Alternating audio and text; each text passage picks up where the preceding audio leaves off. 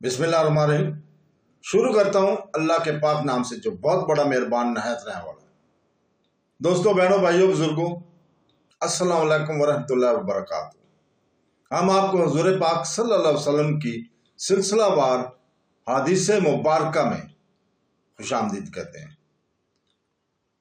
यह हदीस मुबारका का सफ़र हमने सही बुखारी से शुरू किया हुआ है, जिसको उम्मत मुसलमान ने कुरान पाक के बाद सबसे मोतबर किताब करार दिया। हदीस महज अल्फाज का बयान नहीं है, बल्कि ये सुन्नत का चिराग, हदायत का चिराग, सुन्नत का दरीचा और हुज़ूर पाक सल्लल्लाहु अलैहि वसल्लम की अब्दी हिकमत की याद दहानी है। तो आइए हम आज हदीस नंबर 64 सही बुखारी की बयान कर रहे हैं, आप सुने। तो दोस्तों, बहनों, भाइयों, हजरत इब्ने अब्बास से रवायत है कि रसूल पाक सल्लल्लाहु अलैहि वसल्लम ने अपना खत एक शख्स के हमरा भेजा और इससे फरमाया, यह खत बहरीन के गवर्नर को पहुंचा दे। फिर हाकिम बहरीन ने इसको कसरा तक पहुंचा दिया।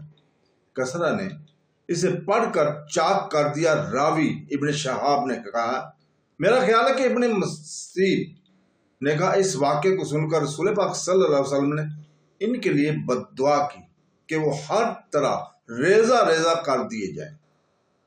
तो दोस्तों, बहनों, भाइयों, बुजुर्गों, हम अल्लाह ताला के शुक्रगुजार हैं कि उसने हमें हुज़ूर पाक सल्लल्लाहु अलैहि वसल्लम के कलाम से नवाजा। और अब हम आपसे कल तक के लिए इजाज़त चाहते हैं, और कल इंशाअल्लाह ताला हम अगली हदीस नंबर 65 इसी वक्त आपके सामने बयान करेंगे।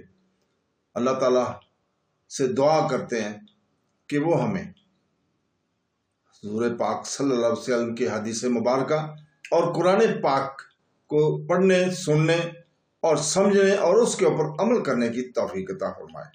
आमीन सुम आमीन। अल्लाह हाफ़िज़।